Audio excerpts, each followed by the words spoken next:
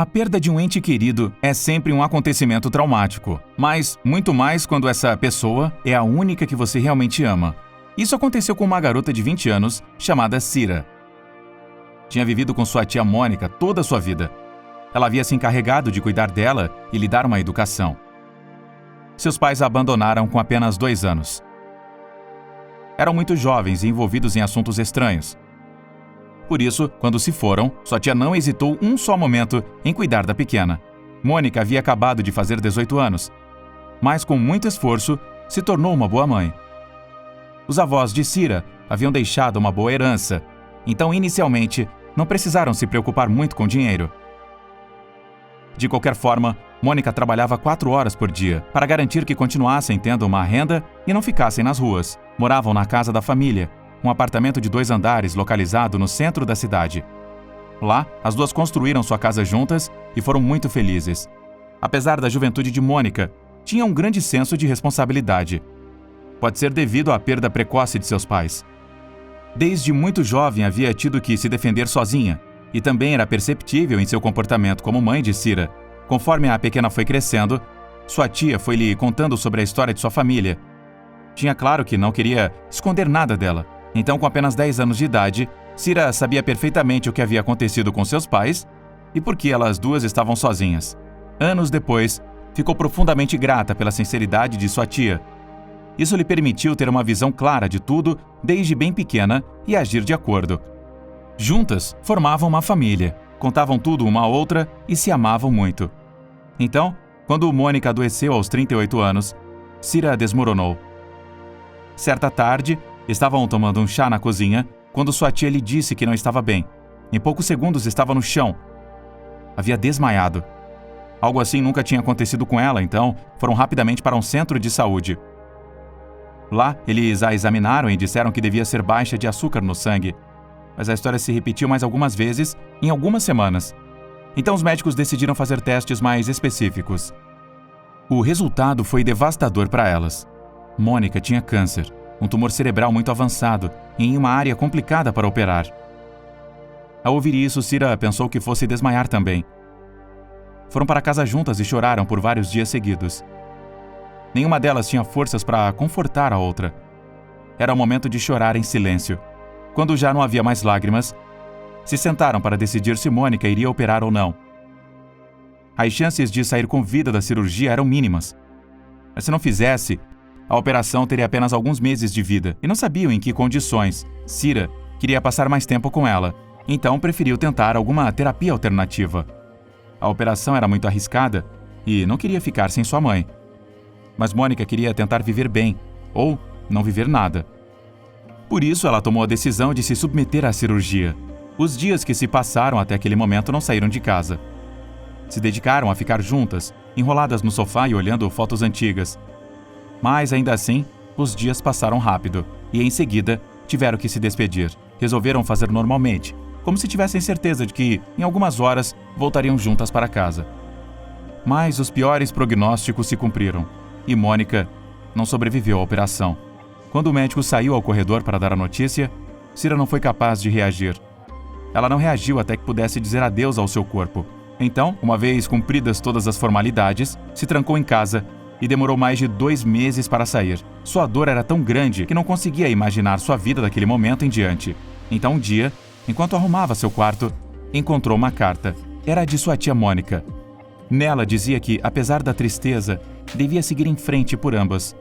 Também a avisava que sempre a acompanharia, mesmo que não a notasse. Mônica finalizou a carta dizendo: "Sempre estarei me preocupando com você. Estarei sempre me perguntando onde você está ou o que está fazendo. Nunca a deixarei sozinha." Cira abraçou a carta como se fosse a única coisa que lhe restava.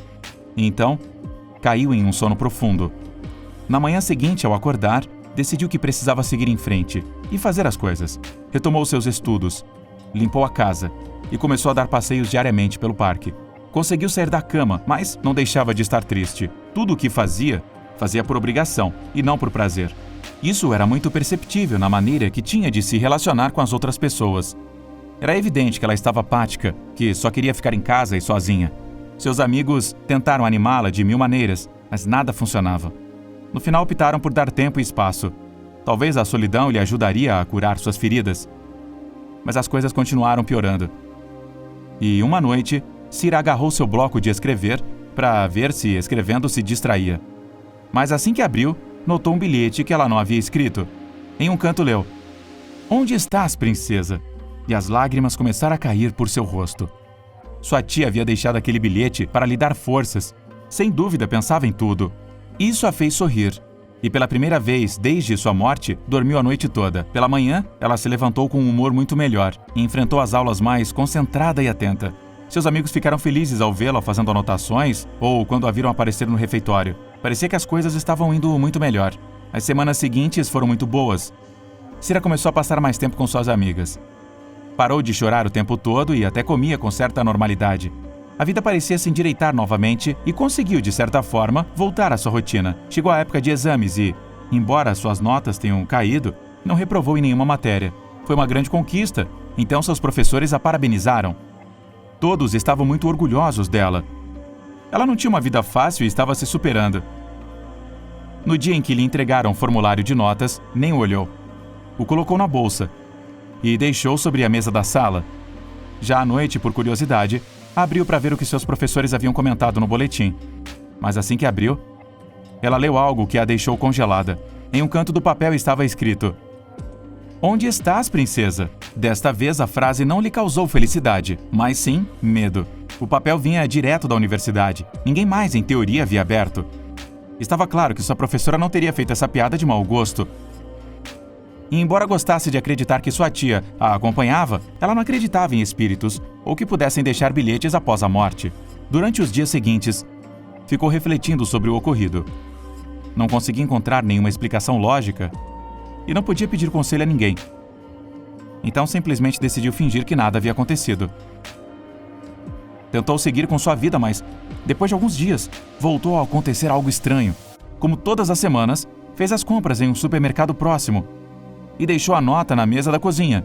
Ela sempre os guardava por alguns dias para caso de algo estar em mau estado. Um dia depois de deixá-la ali, uma nova nota apareceu nela.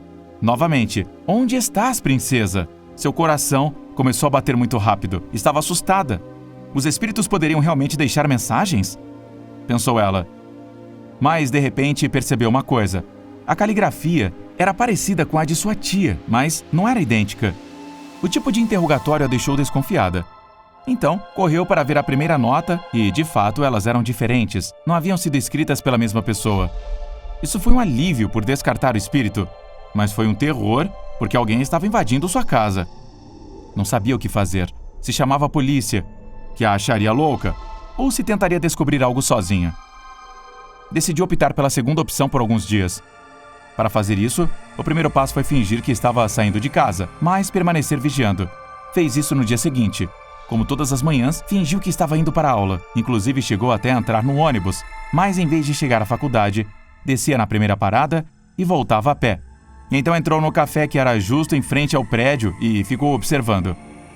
Meia hora depois, viu como um homem e uma mulher de aparência desleixada entravam no edifício. Pensou que deviam ser eles? Conhecia o resto dos vizinhos? Então saiu do café e atravessou a rua. Pensou que esse seria o momento de chamar a polícia. Enquanto caminhava, avisou que alguém havia entrado em sua casa e passou o endereço. Do outro lado da linha, lhe disseram que não devia fazer nada e em nenhuma circunstância deveria entrar em casa. Mas ignorou, e em apenas 2 minutos estava no elevador que a levaria até seu andar. De qualquer forma, decidiu descer no andar de baixo para não levantar suspeitas. Fez o último trecho a pé e, quando chegou no andar de cima, descobriu que a porta estava aberta. Mas sem forçar, quem quer que fosse aquelas pessoas tinha uma chave. Cira, nesse momento, não estava pensando em nada. Queria apenas saber a verdade. Então, sem mais delongas, entrou na casa e perguntou: "Quem está aí?" A princípio ninguém respondeu, a casa estava completamente em silêncio. Mas depois de perguntar novamente, foi recebida com um golpe terrível na nuca. Foi tão forte que mal teve tempo de colocar as mãos antes de cair no chão. Perdeu a consciência e quando acordou em sua casa, havia apenas 3 policiais. Nenhum sinal das 2 pessoas que haviam entrado. A polícia lhe disse que havia cometido uma imprudência e por isso não foram capturados. Ela pensou que talvez eles tivessem razão, mas não tinha forças para pensar muito nisso. Não entendia por que isso estava acontecendo com ela justo naquele exato momento. Lhe ofereceram um hotel até que os culpados fossem encontrados, mas aquela casa era o que havia restado de sua tia, então disse que ficaria. O que fizeram foi trocar a fechadura da entrada. Se eles voltassem, teriam que forçar a porta. Além disso, um policial monitoraria a área durante alguns dias. Mas não tiveram que esperar tanto. Naquela mesma noite, por volta das 3 da manhã, Cira ouviu alguém arrombando a fechadura da porta da frente. Mais uma vez estava completamente apavorada. Chamou a polícia para contar o que estava acontecendo. Eles lhe disseram que a polícia da área estava reabastecendo, mas em seguida iria para seu endereço. Mas quem estava do outro lado da porta agiu muito rápido. Em apenas alguns minutos, ouviu como a porta se abria. Pegou uma faca da cozinha e se encolheu na janela que dava para a rua, enquanto esperava ali para saber a identidade das pessoas que haviam entrado em sua casa. Só pensava em sua tia. Se estivesse ali, ela a protegeria. Ela saberia o que fazer. Então fechou os olhos com todas as suas forças. Mas imediatamente a curiosidade levou-a a melhor e voltou a abrir os olhos para se encontrar cara a cara com aquele homem e aquela mulher. Os dois estavam olhando diretamente para ela, sem esconder o rosto. A cara dela era familiar, mas não sabia quem era. Em seguida descobriu. A mulher a cumprimentou dizendo: "Olá, filha. É assim que você imaginou seus pais?" Ela ficou completamente atordoada e disse: "Eu não tenho pais." Isso enfureceu completamente o homem, que sacou uma pistola e apontou diretamente para sua cabeça. "Se vocês fossem meus pais, não estariam aqui", disse Cira. A senhora respondeu: "Esta casa é tanto nossa quanto sua. Você a escolheu e agora vai nos dar a sua casa." Cira não conseguiu superar seu espanto. Tudo aquilo era por uma casa. Seus pais queriam apenas a casa, não ela. Nesse momento, as sirenes da polícia começaram a ser ouvidas de longe. O homem ficou nervoso e queria agir rapidamente. A mulher começou a duvidar. Então Cira se dirigiu a ela e perguntou por que havia sido abandonada. Ela tinha 2 anos, não tinha escolha. A mulher hesitou um momento e lhe disse que era mentira, que a família lhe havia obrigado a fugir. Mas Cira tinha visto as cartas e outras evidências de que isso não era verdade. Então começou a relatar tudo o que sabia em voz alta. A mulher estava desmoronando mais a cada minuto. Até que ouviram os policiais subindo as escadas. Então o pai, em um acesso de raiva, ergueu a arma e apontou para sua filha. Mas a mulher foi mais rápida e se colocou entre eles. Lhe deu um disparo certeiro no coração. Cira não conseguiu acreditar no que estava vivendo. Sua mãe havia salvado sua vida. E ele, ao ver o que tinha feito, saltou pela janela. Quando a polícia chegou ao andar, encontraram uma Cira totalmente arrasada, observando sem piscar o corpo de sua mãe.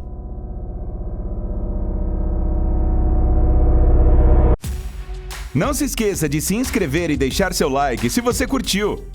Até o próximo vídeo!